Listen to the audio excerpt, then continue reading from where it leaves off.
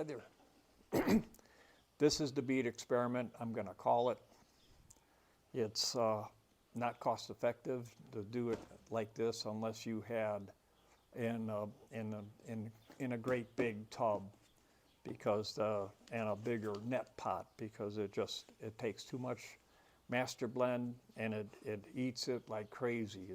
The greens are fantastic. You can see by the root structures here that the roots are doing really good, but they're done. I mean, you know, for this was an experiment asking. I had someone ask me last year that the beets that I did grow were not grown hydroponically. Well, here you go. This is hydroponic versus the coco coir and perlite, and the other way is much better.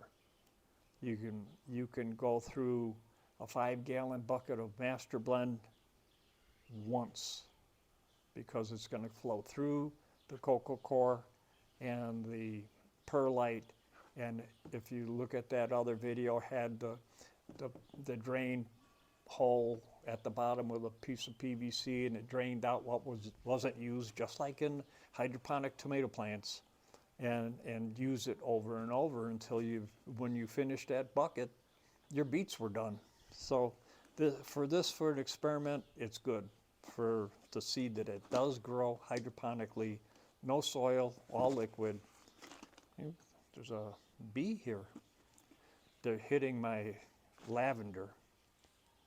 Anyway, that's all I have here for you. You can try it. It's probably a good school experiment. The kids will get a kick out of watching them grow and taking a look at the roots. But for something for your food, it doesn't pan out. It doesn't work. So try it for an experiment. This worked as an experiment, but it doesn't work if you're trying to grow food. Well, that's it here for today. I hope you found this information useful. And give me a like, subscribe. Thank you.